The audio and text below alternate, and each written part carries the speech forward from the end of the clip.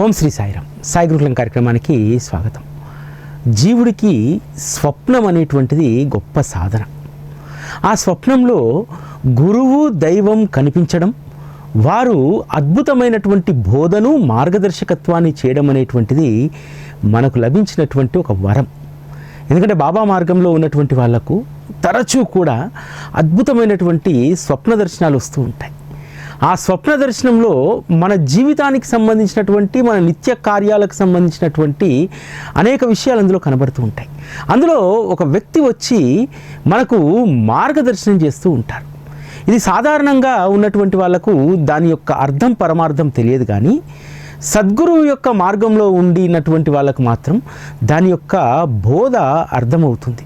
ఎందుకంటే బాబా భక్తులకు అనేక సందర్భాల్లో స్వప్న దర్శనాల వల్ల అనేక అనుభూతులను, అనేక రకాలైనటువంటి మార్గనిర్దేశనాలను బాబా చేస్తారు. ఎందుకంటే ఈ స్వప్నాలు అనేటువంటి వాటిని గొప్ప గొప్ప తత్వవేత్తలు, అదేవిధంగా జ్ఞానులు మాత్రమే వాటి విలువను గుర్తించగలుగుతారు. అందుకనే ఏపీజే అబ్దుల్ కలాం ఎప్పుడూ చెప్తుండేటువంటి వారు పిల్లలకు, కలను కనండి, దాన్ని సాకారం చేసుకోండి. ఆ సాకారం చేసుకున్నప్పుడే ఆ కలకు అర్థం పరమార్థం ఉంటుంది. స్వప్నం అనేటువంటిది ఒక సాధన లాంటిది. ఆ స్వప్నంలో వచ్చినటువంటి విషయాలను జాగృతావస్థలో మనం సాధనలో పెడితే ఖచ్చితంగా అవి అద్భుతమైనటువంటి ఫలితాలను ఇస్తాయి. బాబా మార్గంలో మనం అనేక ప్రస్తావనలు చూస్తూ ఉంటాం కదా. ముఖ్యంగా ఒక సాటే విషయంలో జరిగినటువంటి లీల. సాటే సర్వాన్ని కోల్పోతాడు. తన ఉద్యోగం కోల్పోతాడు, తర్వాత కాంట్రాక్ట్లు చేస్తాడు, అందులో నష్టపోతాడు. ఇక పూర్తిగా పీకల్లోతు కష్టాల్లోకి కూరుకుపోయిన తర్వాత అప్పుల వాళ్ళు వెంటబడుతుంటే ఒక మిత్రుడిచ్చినటువంటి సలహా, నువ్వు షిరిడీలో ఉన్నటువంటి బాబాను దర్శించుకో, ఖచ్చితంగా ఆయన నీ కష్టాలను గట్టెక్కిస్తారు అని అంటారు. దాంతో ఆ సాటే అనేటువంటి పేరు కలిగినటువంటి వ్యక్తి షిరిడీకి వస్తారు. వస్తే బాబా గురుచరిత్ర పారాయణ చేయమని చెప్తారు. గురుచరిత్ర పారాయణను 7 రోజులు కూడా నిష్ఠ నియమాలతో సాటే చేస్తారు. చివరి రోజు బాబా స్వప్న దర్శనమిచ్చి గురుచరిత్రను ఏ విధంగా పారాయణ చేయాలో తెలియజేస్తున్నారు. ఆ తర్వాత అతనికి సందేహం కలుగుతుంది, బాబా స్వప్నంలో చెప్పినటువంటి దానికి అర్థమేమిటి? బాబా స్వప్నంలో మనం అనేకం చెప్తాడు. వాటిని కేవలం మనం మాటలుగానే, లేకపోతే అదొక స్వప్నంగానే మనం భావిస్తే అందులో ఏమాత్రం కూడా మనం పరమార్థాన్ని సంపాదించలేం. ఆ యొక్క స్వప్నాన్ని విశ్లేషించుకున్నప్పుడు ఖచ్చితంగా మనకు అద్భుతమైనటువంటి బోధ మన మనస్సుకు పడుతుంది. అదేవిధంగా ఆ సాటే కదా అర్థం కాక దీక్షిత్ గారికి చెప్తారు కదా. దీక్షిత్ గారు వచ్చి బాబాని అడుగుతారు, బాబా సాటే అమాయకమైనటువంటి వాడు, పీకల్లోతి కష్టాల్లో ఉన్నాడు, మీరేమో చివరి రోజు స్వప్న దర్శనం ఇచ్చారట, దాని యొక్క అర్థం ఏమిటి అంటే, పారాయణ ఇలా చేయమని చెప్పి మీరు చెప్పారట, మరొక మారు పారాయణ చేయమంటారా, లేకపోతే ఇక్కడితో ముగించమంటారా? బాబా అంటారు, మరొక మారు పారాయణ చేస్తే మంచిది అని అంటారు. ఇందులో ఉన్నటువంటి ఆంతర్యం ఏమిటి? సాటే షిరిడీకి వచ్చాడు. వచ్చి తన కష్టాలన్నీ కూడా రూపుమాపడానికి బాబా ఆదేశించినటువంటి గురుచరిత్ర గ్రంథాన్ని వారు చదువుతూ ఉన్నారు. కానీ చదివేటప్పుడు ఆయన ఆలోచనలు రకరకాల వైపు వెళ్తూ ఉన్నాయి. స్థిరమైనటువంటి మనస్సు లేదు. బాబా అందుకే చివరి రోజు వెళ్ళి ఈ స్వప్నంలో చెప్తారు, చరిత్ర పారాయణను ఎంత శ్రద్ధగా చేయాలి, మనసు పెట్టి చేయాలి అనేటువంటి విషయాన్ని బాబా సాటేకి చెప్పడం జరుగుతుంది. అంటే ఈ 6 రోజులు నువ్వు చదివినటువంటిది కేవలం అదొక పారాయణగా మాత్రమే చదివావు. భక్తి శ్రద్ధ లోపించింది. ఎప్పుడైతే నువ్వు భక్తి శ్రద్ధతో చదువుతావో దాని యొక్క ఫలితం నీకు దక్కుతుందనేటువంటిది బాబా ఉద్దేశం. అందుకనే బాబా మరొక మారు పారాయణ చేయమన్నారు. రెండోసారి పారాయణ చేసినప్పుడు సాటేకు ఖచ్చితమైనటువంటి అనుభవం కలిగి ఉంటుంది. శ్రద్ధాభక్తులతో పారాయణ చేస్తే భగవంతునిపైన ప్రేమ కలుగుతుంది. ప్రతి కథకు కూడా శరీరం రోమాంచితమవుతుంది. భగవంతుని లీలల్లో లీనం కావడం వల్ల శరీరమంతా కూడా పులకరించిపోతుంది. ఆ విధంగా గురువు పట్ల భక్తి పెరుగుతుంది, శ్రద్ధ పెరుగుతుంది. దీని ఫలితంగా కష్టాల నుండి బయటపడడానికి గురువు మార్గాన్ని చూపెడతారు అనేటువంటిది ఆ స్వప్నం యొక్క నిదర్శనం. ఆ తర్వాత అంతే శ్రద్ధతో సాటే చదివారు. అందుకనే సాటే యొక్క స్థితి మారిపోయింది. తిరిగి తాను పూణే వెళ్ళిన తర్వాత మరలా ఉద్యోగం వస్తుంది. పోగొట్టుకున్నటువంటి సంపదంతా కూడా సాటే మళ్ళీ తిరిగి పొందుతాడు. అంటే సద్గురువు పట్ల భక్తి శ్రద్ధలు కలిగి ఉండి సద్గురువు చెప్పినట్టు మనం నడుచుకుంటే ఖచ్చితమైనటువంటి ఫలితం వస్తుంది. అది స్వప్నమైన జాగృతావస్థలోనైనా. బాబా స్వప్నంలో చెప్పేటువంటి అనేక విషయాలు ఎంత అద్భుతంగా ఉంటాయంటే, అనేక మంది యొక్క సంశయాలను, రోగాలను, పీడలను బాబా కేవలం స్వప్న దర్శనాల ద్వారా తొలగించడం జరిగింది కదా. సచ్చరితలో అత్యంత అద్భుతమైనటువంటి లీల స్వప్న దర్శనానికి సంబంధించి భీమాజీ పాటిల్ లీల 13వ అధ్యాయంలో ఎంత అద్భుతమైనటువంటి బోధ ఉంటుందంటే, అన్ని ఉపచారాలు కూడా అయిపోతాయి. ఇక మరణమే శరణ్యం అనుకున్నటువంటి భీమాజీ పాటిల్ బాబా పాదాలను ఆశ్రయించిన తర్వాత బాబా పట్ల అచంచలమైనటువంటి విశ్వాసం కలుగుతుంది. అతను చేసినటువంటి మొట్టమొదటి పని ఏమిటో తెలుసా? బాబా ఊది ఇచ్చి ఆశీర్వదించి, నువ్వు పలానా భీమా అనేటువంటి వారి గృహంలో ఉండు అని అంటారు. వెళ్ళి చూసేసరికి భీమా గృహము ఎత్తుపల్లాల్లాగుంది. గుంతలు అన్నీ ఏమాత్రం కూడా అనువుగా లేదు. అయినా సరే బాబా ఆజ్ఞ అయింది. వారు ఆజ్ఞ ఇచ్చినటువంటి చోటనే నేను ఉండాలి. ఊది తీసుకొని వచ్చిన బండ్లలోనే తిరిగి వెళ్ళిపోవచ్చు భీమాజీ, కానీ బాబా ఆజ్ఞను పరిపాలించాడు. వెళ్ళి ఆ నేలపైన 2 గోనె పట్టలు పరుచుకొని ఒక చిన్న పరుపేసుకొని పడుకుంటాడు. భీమాజీ మొదటగా చేసింది బాబా ఆజ్ఞను పాటించడం. బాబా ఆజ్ఞ ప్రకారం ఏ స్థలమైతే సూచించబడ్డదో అదే మహిమ కలిగినటువంటి స్థలంగా మారింది. ద్వారకామయి మహిమ కలిగినటువంటి స్థలం కాదా? అలా కాదు. భక్తుడికి ఒక గొప్ప అనుభవాన్ని ఇవ్వడానికి ఈ భూప్రపంచంలో ఏ మూలనైనా తను అద్భుతమైనటువంటి మహిమా స్థలాన్ని బాబా సృష్టించగలుగుతారు. ఈరోజు అంతే కదా. ఈరోజు బాబా యొక్క నివాస స్థానం షిరిడి అనుకొని మనం షిరిడీకే రోజు ప్రయాణం కావట్లేదే. షిరిడీలో బాబా మందిరం ఉందని చెప్పి మనము ఊరూరా వాడవాడ మనం మందిరాలు కట్టుకోకుండా ఉండలేదే. బాబా ఆజ్ఞతోటి ఎక్కడైతే వారి ఆవాసం నిర్మించబడుతుందో, సాయిబాబా మందిరం నిర్మించబడుతుందో ఆ ప్రదేశం మహిమ కలిగినటువంటిది. అటువంటి గొప్ప మహత్తును బాబా ఇస్తారు. భీమాజీకి కూడా వారు సూచించినటువంటి స్థలంలో, ఇంట్లో ఆయన ఉండడం ద్వారా ఎంత అద్భుతమైనటువంటి మహత్తును దానికి ఇచ్చారంటే, అక్కడ పడుకున్నటువంటి మొదటి రోజే ఆ రాత్రి ఒక స్వప్నం వస్తుంది. తనకు చిన్న వయసులో పాఠాలు చెప్పినటువంటి మాస్టరు బెత్తం పట్టుకొని ఆయన చెప్పినటువంటి పద్యాన్ని కంఠస్థ భీమాజీ పాటిల్ చెప్పలేకపోతుంటే ఆ బెత్తంతో విపరీతంగా కొడతాడు. కొట్టి మరి ఆ పద్యాన్ని అప్పజెప్పమని చెప్తారు. అది ఎంత గొప్ప పద్యం అంటే, పాము తలపైన పాదం మోపడం పాపమని భావించే స్త్రీ లోబి చేతి నుండి ఎంత కష్టంగా నాణాలు బయటికి విదులుస్తాడో అంత పొదుపుగా మాట్లాడేటువంటి స్త్రీ, ఇంట్లో డబ్బు ధనం ఉన్నా లేకపోయినా సరే పతి సహచర్యాన్నే సుఖంగా భావించేటువంటి స్త్రీ, తన పతి కోరిన విధంగా ప్రశాంత మనస్సుతో ప్రవర్తించేటువంటి స్త్రీ, ఈ స్వభావం కలిగినటువంటి స్త్రీయే నిజమైనటువంటి సతీ. ఇక్కడ మనము చదివేటువంటి వాళ్ళందరికీ కూడా అక్కడ స్వప్నంలో చెప్పినటువంటి ఒక పదం మనం పట్టుకుంటాం, స్త్రీ. ఇది స్త్రీ యొక్క లక్షణం అని చెప్పి మనం అనుకుంటాం. అక్కడ స్త్రీ అనేటువంటి మాట ఎందుకు వాడబడిందంటే, స్త్రీ అంటే ప్రకృతి. ప్రకృతిలో ఉన్నటువంటి అన్ని జీవులు కూడా దాని కిందికి వస్తాయి. స్త్రీమూర్తి ప్రకృతి స్వభావం కాబట్టి స్త్రీ అనేటువంటి మాట అక్కడ వాడడం జరిగింది. మొదటి మాట ఏం చెప్పారు? పాము తలపైన కాలు మోపడం పాపమని భావించేటువంటి స్త్రీ. పామంటే ఏమిటి? కర్మ కదా. కర్మ మనల్ని అనేక రకాలుగా హింసిస్తూ ఉంటుంది. కాబట్టి కర్మల విషయంలో ఎంత జాగ్రత్తగా ఉండాలి, అకర్మల వైపు మన పాదాలు పడకూడదు అనేటువంటి విషయాన్ని ఇక్కడ బాబా చెప్పారు. రెండవది, పిసినారి చేతి నుంచి ఎంత పొదుపుగా డబ్బులు బయటికి విదిలిస్తాడో అంత పొదుపుగా మాట్లాడేటువంటి స్త్రీ. అంటే మనం మాట్లాడేటువంటి మాట ఎంత పొదుపుగా ఉండాలి, వచ్చేటువంటి ప్రతి మాట కూడా ఎంత పరిశుభ్రంగా ఉండాలి. మన నోటి నుండి అనేక వాక్కులు వస్తుంటాయి, వాక్కు చేత కూడా మనం మన యొక్క కర్మలు చేస్తూ ఉంటాం. కాబట్టి మన నోటి నుంచి వచ్చేటువంటి ప్రతి మాట కూడా శుద్ధంగా, పొదుపుగా, పిసినారి ఎట్లా అయితే డబ్బు ఆచితూచి బయటికి తీస్తాడో అంత పొదుపుగా మనం మాట్లాడితే అదే అసలైనటువంటి సాధన. అది మాత్రమే నీకు పరమార్థాన్ని చేకూరుస్తుంది.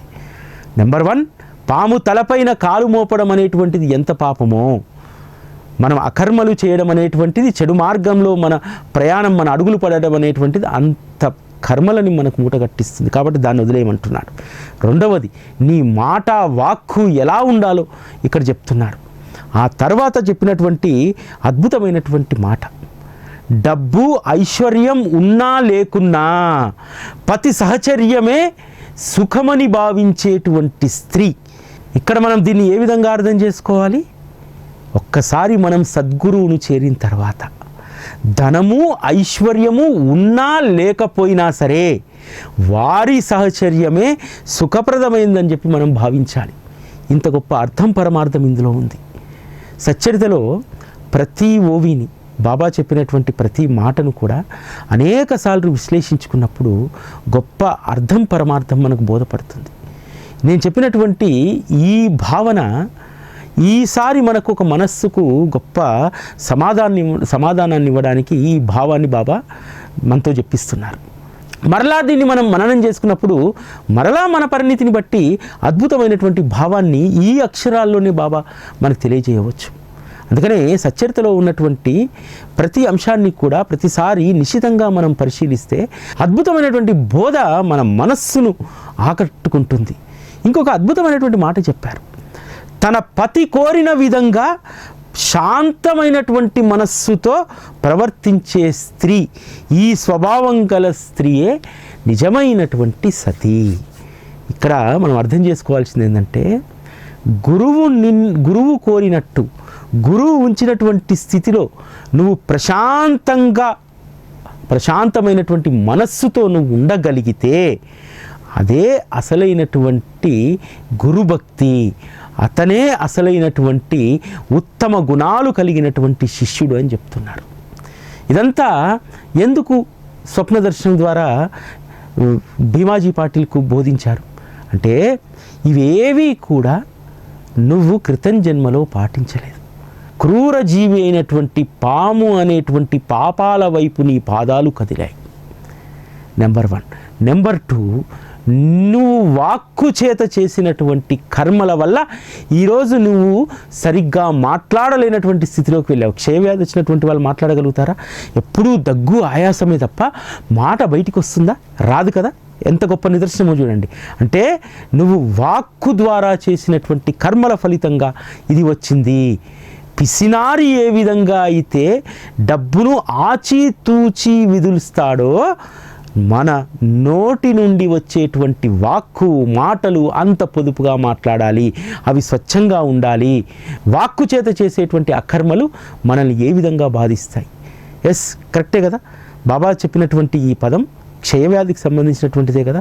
నువ్వు వాక్కు చేత అనేక రకాలుగా నువ్వు నీ ఇష్టం వచ్చినట్టు మాట్లాడావు, నీ ఇష్టం వచ్చినట్టు ప్రవర్తించావు. ఆ వాక్కు ఎక్కడి నుంచి వస్తుంది? కడుపులో నుంచి కదా. కడుపులో నుంచి, మన కంఠంలో నుంచి వస్తుంది.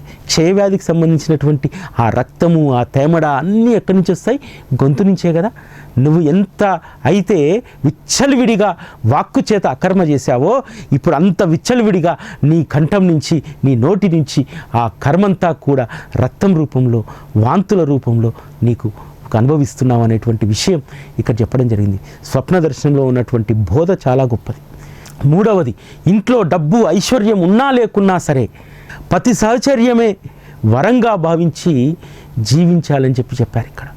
అంటే క్రితం జన్మలో భగవంతుని సహచర్యం లేకపోవడం వల్ల ఇటువంటి అకర్మను నువ్వు మూట కట్టుకోగలిగావు.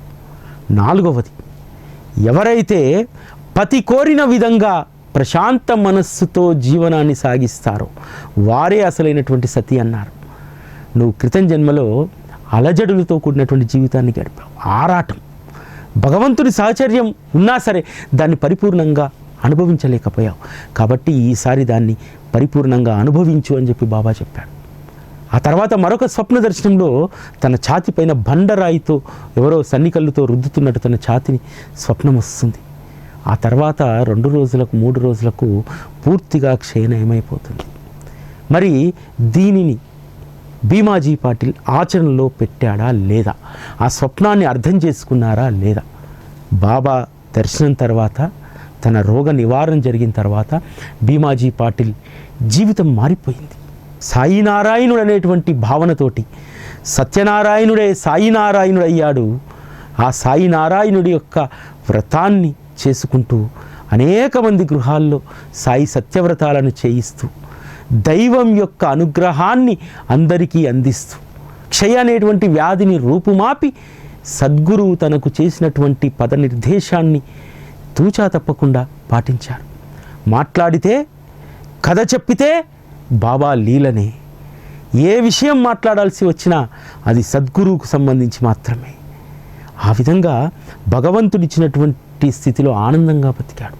గొప్ప భూస్వామి, కావలసినటువంటి దాన ధర్మాలను చేశాడు.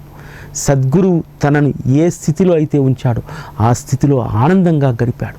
పరోపకారమే తన యొక్క పరమావధిగా భావించాడు. ఆ పరోపకారాన్ని చేస్తూ తన శేష జీవితాన్ని గడిపారు. అంటే సద్గురువు స్వప్నంలో బోధించినటువంటి దాన్ని ఎంత అద్భుతంగా భీమాజీ పాటిల్ పట్టుకున్నారో చూడండి. ఇంకొక అద్భుతమైనటువంటి లీల చెప్తానంటే, మనము స్వప్నంలో బాబా చేసినటువంటి నిర్దేశనం, అదేవిధంగా ఆయన చేసినటువంటి మేలును ఎలా గుర్తుపెట్టుకోవాలి. ఒక వ్యక్తి ఒక కోర్టు కేసు విషయంలో అనేక సంవత్సరాలుగా ఇబ్బంది పడుతూ ఉన్నాడు. అటువంటి వ్యక్తికి ఒక స్వప్నం వచ్చింది. ఒకరోజు వచ్చి కోర్టు హాల్లో అందరూ నిలబడి ఉన్నారు. జడ్జి గారు అతన్ని ముందుకు పిలిచి, మీరు విచారణకు ఉండాల్సినటువంటి అవసరం లేదు, మీరు వెళ్ళిపోండి అని అంటారు. అతన్ని క్రాస్ ఎగ్జామినేషన్ ఇవన్నీ ఏమి చేయకుండా పంపించేస్తారు. తరువాత 3 నెలలకు కేసు హియరింగ్కి వచ్చినప్పుడు అందరినీ విచారించినటువంటి న్యాయమూర్తి వీరి యొక్క న్యాయవాది సమర్పించినటువంటి అఫిడవిట్ని చూసి, చెప్పాల్సినవన్నీ ఇందులో చెప్పారు, అతను విచారించాల్సిన అవసరం లేదు అని చెప్పి క్రాస్ ఎగ్జామినింగ్ చేయకుండానే పంపించేశారు. తనకు అప్పుడు అర్థమవుతుంది, బాబా స్వప్నంలో 3 నెలల ముందే చూపెట్టాడు. అందుకని బాబాకి ఎంతో కృతజ్ఞత తెలియజేసుకుంటాడు. ఆ వ్యవహారంలో, ఆ కోర్టు వ్యవహారంలో తన ప్రమేయం లేదని చెప్పి కోర్టు తీర్పిస్తుంది. అంటే కొన్ని సంవత్సరాలుగా తను మదన పడుతున్నటువంటి దానికి, కొన్ని సంవత్సరాలుగా తను అనుభవిస్తున్నటువంటి ఆందోళనకు బాబా స్వప్నంలోనే చెప్పేశాడు, నీకేమీ కాదు, నేనున్నాను అని చెప్పి. అదేవిధంగా జరిగింది. తన జీవిత పర్యంతం దాన్ని గుర్తుపెట్టుకున్నాడు. భీమాజీ పాటిల్కి ఎట్లయితే చెప్పారు, పాము తలపైన కాలు మోపడం ఎంత పాపమో, ఇతరుల వ్యవహారంలో ఇంకెప్పుడూ జోక్యం చేసుకోకూడదని చెప్పి తన జీవితకాలం దాన్ని పాటించారు. ఇది బాబా యొక్క స్వప్న దర్శనాల్లో ఉన్నటువంటి మహిమ. దాన్ని అర్థం చేసుకోగలిగితే మన జీవితం చాలా అద్భుతంగా మారిపోతుంది. ఒక రకంగా చెప్పాలంటే, బాబా స్వప్నంలో కనిపించి మనకు చెప్పినటువంటి దాన్ని కనుక మనం అవగాహన చేసుకోగలిగితే, దానికి అనుగుణంగా మన జీవితాలను మార్పు చేసుకోగలిగితే మన జీవితం మహాద్భుతంగా ఉంటుంది. సచ్చరితలో 45వ అధ్యాయంలో ఇంకో అద్భుతమైనటువంటి స్వప్న బోధ ఉంటుంది. ఆనందరావు పాకడే స్వప్న దర్శనం. దానికంటే ముందు ఏం జరుగుతుంది, ముంబైలోని చౌపాటిలో కాకా మహాజని ఇంట్లో భాగవత పారాయణ జరుగుతూ ఉంటుంది. అప్పుడు నవనాథుల భక్తికి సంబంధించినటువంటి ప్రస్తావన వస్తుంది. ఆ నవనాథుల భక్తికి సంబంధించినటువంటి దాంట్లో కలియుగంలో హరి గురు స్మరణ అనేటువంటిది మాత్రమే భవభయాల నుండి జీవుణ్ణి పక్కకు తప్పిస్తుంది. కేవలం హరి గురు స్మరణ మాత్రమే ఈ కలియుగంలో జీవుడు ఉద్ధరించడానికి ప్రధానమైనటువంటి భక్తి మార్గం అని చెప్పి నవనాథులు చెప్తూ ఉంటారు. అది చదివినటువంటి కాకాసాహెబ్ దీక్షిత్ నిట్టూరుస్తూ అంటాడు, నిజంగా నవనాథుల యొక్క భక్తి ఎంత గొప్పది, అంత గొప్ప భక్తిని మూఢులమైనటువంటి మనం సాధించగలుగుతామా అంటారు. శ్యామకు ఆ నిర్వేదం నచ్చదు.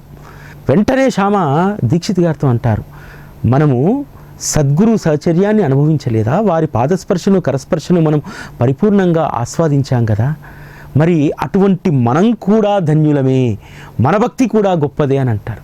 కానీ దీక్షిత్కు సాటిస్ఫాక్షన్ లేదు. ఎందుకంటే అప్పటి వరకు బాబా యొక్క చరణ స్పర్శను అన్నింటినీ కూడా అనుభవించిన దీక్షిత్కు బాబా శరీరం కనుమరుగైపోయిన తర్వాత కొంత నిరుత్సాహం ఆవరించింది. ఇంకొన్ని రోజులు సద్గురువు యొక్క శరీర స్పర్శ తనకు అనుభవించి ఉంటే బాగుండనేటువంటి భావన ఉండేది.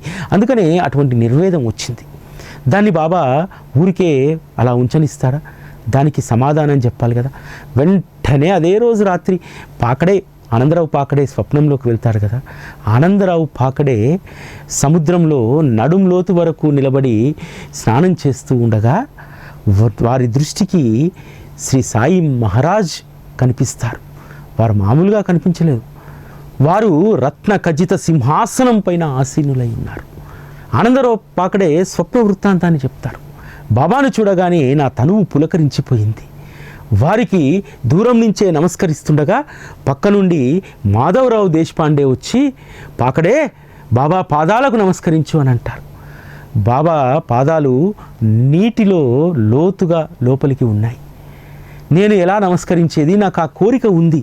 కానీ వారి పాదాలను నమస్కరించడానికి ఆది అంతం అయినటువంటి ఆ పాదాలను నీళ్ళల్లో ఎక్కడ నేను పట్టుకోగలుగుతాను అని అంటాడు. అనగానే వెంటనే శ్యామ బాబాను అడుగుతారు, బాబా పాకడేకు మీ పాదదర్శనం కల్పించండి అని చెప్పి. పాకడే పాదదర్శనం కల్పించడానికి వారి యొక్క పాదాలను కొద్దిసేపు పైకి లేపి ఉంచుతారు బాబా. అప్పుడు పాకడే బాబా వారి యొక్క పాద దర్శనాన్ని పొందుతారు. ఆ తర్వాత బాబాకు నమస్కరిస్తే బాబా అంటారు, నీకు ఇంత గొప్ప పాదదర్శనాన్ని చేయించాడు కదా నా మాధవరావు, వారికి జరీ అంచు పట్టు దోవతులు ప్రదానం చేయి అంటారు. వెంటనే పట్టుకొని వస్తారు కదా. వచ్చిన తర్వాత బాబా నీకు చెప్పాడు నాకు చెప్పలేదనేటువంటి వాదన జరుగుతుంది. ఆ తర్వాత చీటీలు వేస్తారు. అందరూ కలిసి శ్యామకు ఆ పట్టు పంచెలను ప్రదానం చేస్తారు. అంటే ఇక్కడ వెంటనే దీక్షిత్కి వచ్చినటువంటి సందేహాన్ని, ఇప్పుడు బాబా దేహం లేదు కదా, బాబా దేహం సమాధిలో ఉంది కదా, సముద్రంలో బాబా యొక్క పాదాలు సముద్రం లోతుల్లో ఉన్నాయి. కానీ భక్తుడు అడిగిన వెంటనే వారి యొక్క పాదాలను ఏ విధంగా అయితే తీసి పైకి లేపి ఆనందరావు పాకడేకు దర్శనాన్ని ఇచ్చారో, మీరు కోరుకున్నప్పుడల్లా కూడా నా యొక్క సజీవ స్పర్శను మీరు పొందగలుగుతారు అనేటువంటి దాన్ని దీక్షిత్కు అవగాహన చేసేందుకే బాబా ఆనందరావు పాకడేకు స్వప్న దర్శనం ఇచ్చారు. అంతకంటే ముందు రోజే శ్యామ చెప్తాడు, నీకు బాబా అద్భుతమైనటువంటి ఉపాసన ఇచ్చాడు కదా, బాబా నిన్ను ప్రతిరోజు కూడా నిత్య నియమంగా భావార్థ రామాయణాన్ని ఏకనాథ్ భగవతాన్ని పారాయణ చేయమని చెప్పారు కదా, నవనాథులు చెప్పినటువంటి దాన్ని బాబా నీకు సూచించి సాధన చేయిస్తున్నారు కదా. నవనాథులు ఏం చెప్పారు? కలియుగంలో హరి గురు నామస్మరణయే భవభయాల నుండి జీవుణ్ణి పక్కకు తప్పిస్తుందని చెప్పారు కదా. మరి సద్గురువు నీకు గొప్ప సాధన ఇచ్చారు కదా, దాన్ని ఎందుకు గుర్తించట్లేదని అడుగుతారు. ఇది ఖచ్చితమైనటువంటి పాయింట్ అన్నమాట. మనం కూడా చాలామంది దీన్ని మర్చిపోతూ ఉంటాం. మనకు సద్గురువు ఇచ్చినటువంటి గొప్ప వరం ఏమిటో తెలుసా? ఆయన రెండు చేయమన్నాడు. ఒకటి నామస్మరణ, రెండవది తన యొక్క చరిత్ర మననం శ్రవణం చేయమన్నాడు. ఈ రెండు చాలు. నవనాథుల యొక్క భక్తి అంతా కూడా, వారు చెప్పినటువంటి భక్తి మార్గంలో సారమంతా కూడా ఈ రెండింట్లోనే ఉంది. నామస్మరణలో, సచ్చరిత పారాయణలో, శ్రవణంలో. కాబట్టి దీనిని కూడా మనము గొప్ప పాఠంగా మనం తీసుకోవాలి. భక్తి అనేటువంటిది, సాధన అనేటువంటిది ఎక్కడో లేదు. సచ్చరితలో హేమాడ్ చాలా క్లియర్గా చెప్తారు. అనేక భక్తి మార్గాలు ఉండవచ్చు కాక, ఒక్కొక్క యుగంలో ఒక్కొక్క పద్ధతిలో ఒక్కొక్క సాంప్రదాయంలో అనేక భక్తి మార్గాలు రావచ్చు కాక, కానీ గురునామస్మరణ, గురు చరిత్ర శ్రవణం, ఇవి మాత్రమే అసలైనటువంటి భక్తి మార్గాలు. ఇవే పూజ, ఇవే నివేదన. ఇంతకు మించినటువంటి ఆత్మసమర్పణ కూడా ఇంకెక్కడా లేదు. ఈ రెండింటినీ పట్టుకొని ఉంటే చాలని చెప్పారు. ఆ విధంగా మనకు బాబా అనుగ్రహించినటువంటి ఇంత గొప్ప సాధనను, అదేవిధంగా మీకు కూడా స్వప్నంలో ఏదైనా నిదర్శనం కలిగినప్పుడు దాన్ని విశ్లేషణ చేసుకొని బాబా ఏం చెప్తున్నాడు మనకు, మామూలుగా పాకడే వచ్చి ఇట్లా బాబా స్వప్న దర్శనం ఇచ్చారంటే స్వప్న దర్శనం అంటే మామూలు విషయం, కానీ దాన్ని లోతుగా విశ్లేషించుకోవడం. భీమాజీ పాటిల్ కూడా రెండు స్వప్న దర్శనాల ద్వారా క్షయరోగాన్ని పోగొట్టారండి అని చెప్పి మనం చదువుకుంటాం, చాలీసాలు చదువుకుంటాం, చరిత్రలు చదువుకుంటాం. కానీ దాని వెనకాల బాబా బోధించినటువంటి బోధ ఏమిటి, సూచన ఏమిటి, ఏ విధంగా జీవించమని చెప్పి భీమాజీ పాటిల్కు ఆ ఒక్క పద్యంలో ఉన్నటువంటి స్వరం ద్వారా ఏ విధంగా చెప్పారనేటువంటి దాన్ని కూడా మనం అవగాహన చేసుకోవాలి. శ్రీ సాయి బాబా సైచర్యంలో ఎంత అద్భుతమైనటువంటి అనుభవం ఉంటుంది, ఎంత అద్భుతమైనటువంటి ఆనందం ఉంటుంది. ఆయన కథలను ఒక్కసారి మనం తలుచుకుంటే శరీరం పులకరించిపోతుంది. ఈ కలియుగంలో ఇప్పుడున్నటువంటి ఈ యాంత్రిక జీవనంలో శరీరం రోమాంచితం కావడం, శరీరం పులకరించడం, ఇతరత్రా ఏ విషయాల్లో అది జరగదు. ఎందుకంటే అన్ని విషయాల్లో మనము యంత్రాలుగా మనం మారిపోయాము. ఒక్క సద్గురువు వద్ద మాత్రమే మనల్ని మనంగా చూసుకోగలుగుతాం. మనం ఒక మానవుడిగా, ఒక అన్ని సెన్సిటైజేషన్స్ ఉన్నటువంటి ఒక మనిషిగా మనం ఆయన ముందు నిలబెడతాం. అందుకనే బాబాకు సంబంధించి ఏ విషయం విన్నా, ఏ మాట మాట్లాడినా తనువు పులకరించిపోతుంది, శరీరం రోమాంచితమవుతుంది. ఇలా జరిగితే అంతకంటే అదృష్టవంతులు మరెవరు ఉంటారు. ఇది ఈరోజు సాయి గురుకులం. మళ్ళీ రేపటి కార్యక్రమంలో కలుసుకుందాం. అప్పటివరకు సెలవు. నమస్కారం.